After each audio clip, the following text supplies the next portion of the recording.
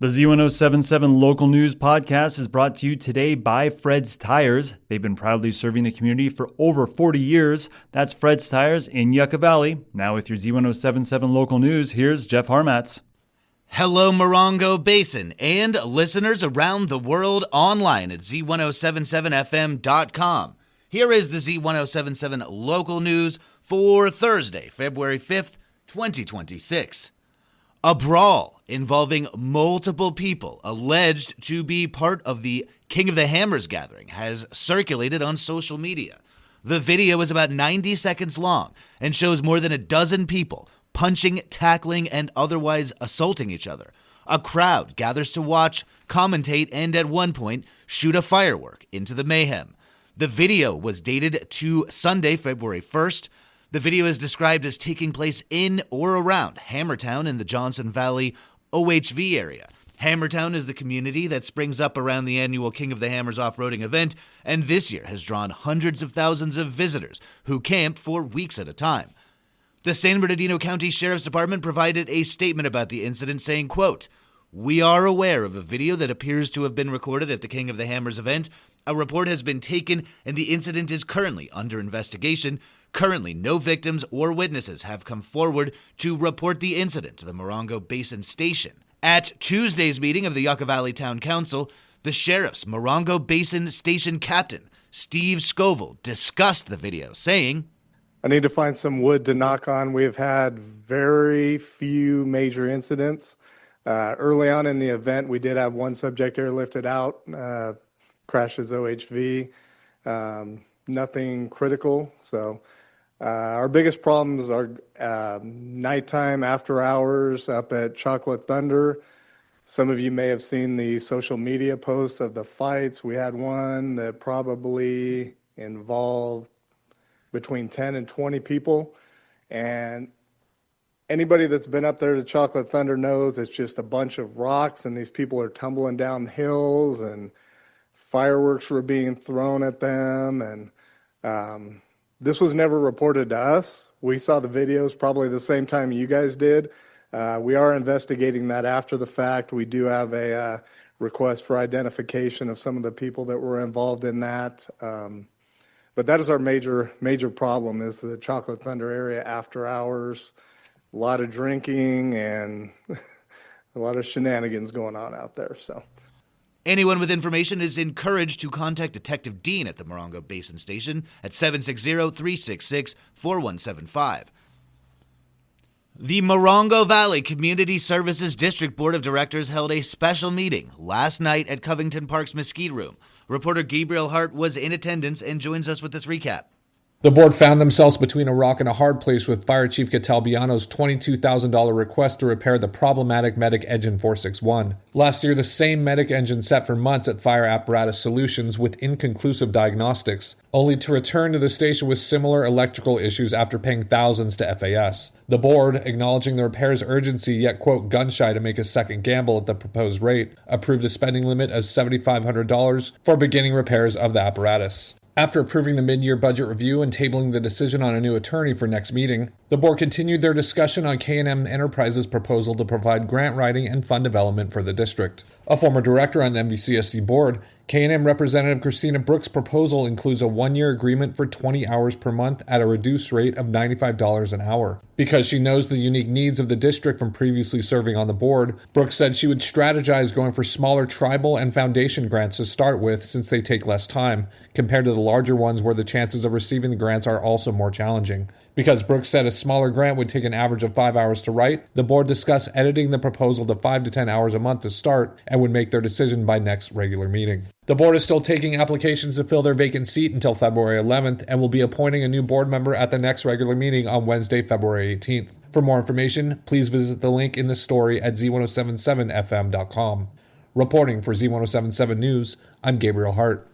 The Morongo Basin Healthcare District Board of Directors meets in regular session this evening. On their agenda is the appointment of district board members to the Community Health Center's governing board. They will also receive reports on human resources and finances. The Morongo Basin Healthcare District Board of Directors meets tonight at 6:15 p.m. at their district office at 6530 La Contenta Road, Suite 400 in Yucca Valley. While you can't avoid death or taxes, you can get free assistance from the county to help prepare for the latter. Online news editor and annual paperwork dodger, Robert Hayden, tells us how. There are 4 words that procrastinators hate to hear at the beginning of every year. Tax season is here. In San Bernardino County, the tax filing date is April 15th. There's not going to be any automatic extensions this year, although there's always a few official options to defer your taxes past the tax day deadline. If you find the task daunting or even unapproachable and you make less than $69,000 a year, San Bernardino County has a group of IRS certified volunteers ready to help you prepare your tax return for free. The county's Transitional Assistance Department has locations all over San Bernardino County that are ready to help you out. There's an office here in Yucca Valley and 29 Palms as well. Tax Smart volunteers can help you fill out the forms and claim your state and federal earned income tax credits, which in total account for up to $12,000 in tax credits. Start getting prepared now. Their services begin on January 26th. Gather your W-2s as they come in, all your 1099s and any other tax-related income forms, your government IDs, and last year's tax returns. Then you can call 1-877-410-8829 to schedule an appointment for the program. And we'll have links to the county's website for more information and that phone number. That's all going to be at Z107.7fm.com. Reporting for Z107.7 News, I'm Robert Hayden. In the planning stages for nearly 2 years, Morongo Valley's Rawson Road Improvement Project met substantial opposition by residents in January after survey cards indicated, quote, no positive simple majority among residents to move forward. Board members blamed the county for large mistakes made in the process. Yesterday, Gabriel Hart spoke to one of the voices of its opposition, Catherine Spruth, and he followed up a story today chatting with 2 of the nonprofit's board members, Sally Ellis and Brad Garrett, regarding what went wrong with the project and what they'll do moving forward. In June of 2025, 1 year into their nonprofit road improvement project, Board President Sally Ellis and Treasurer Brad Garrett said they received estimates from the San Bernardino County Special Districts Representative Rudy Guerrero, totaling $408 a year per parcel to pay for the improvements. This included the agreement to pulverize Rawson and Navajo Trail, 2 roads in the heaviest disrepair. It was $27,000 to pulverize both roadways, and then it suddenly disappeared out of the mix. And we didn't catch it. We didn't catch it for a long time. And finally, somebody else pointed it out. And I'm like, well, wait a minute, it doesn't include putting in, Rudy's answer was like, no, it's too expensive. And they just took it out. They didn't notify us. They didn't tell us. Whoa, wait a minute. And now it's a bait and switch kind of thing. It's like, wait a minute. Yeah. It made our credibility go down the toilet because we didn't know. Eventually, residents from Big Morongo Canyon Road backed out of the project, which Garrett said should have decreased the overall cost by $33,600, but instead led to a huge discrepancy between the project and the county. The county said that we were losing 206 parcels without Big Morongo Canyon. So that drives up the cost for everyone else, right? But when we counted it up, we only lost 105. That's a huge difference. So there was a miscount from the get-go on the part of the county. After the fact, I went through the entire map. One of their employees miscounted the parcels in the first place. And every time I emailed any kind of a hint to Rudy, he wouldn't answer me on email. He called me on the phone. Because he didn't want things in writing. As a result, Garrett said that they were giving presentations to residents at their meetings stating the costs were going to be $408 annually. Once Big Morongo Canyon Road dropped out and the county, quote, magically removed pulverizing Rawson and Navajo, suddenly the cost went up to $540 and higher. And that's what broke this, because we looked like we were lying to everyone. They said, well, you've been telling us it's going to be this much. Suddenly, it's jumped up.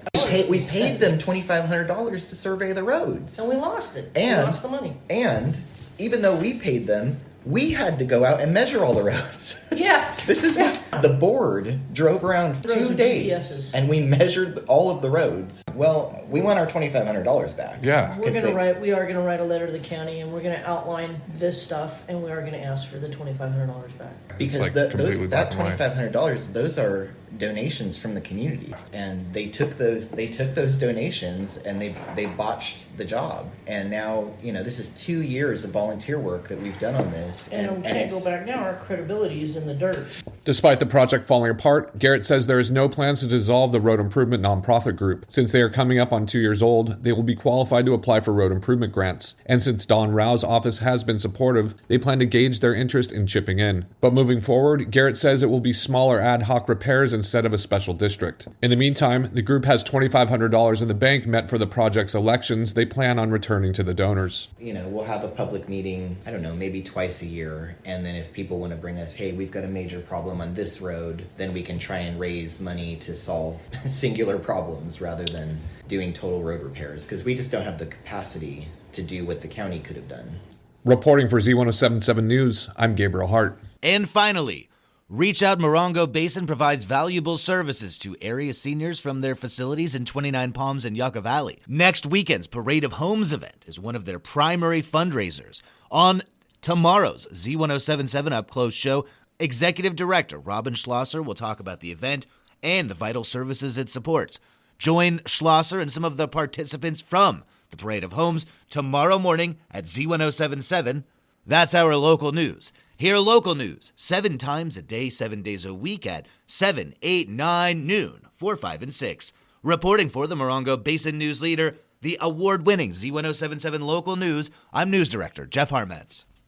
When you need new tires in a flash,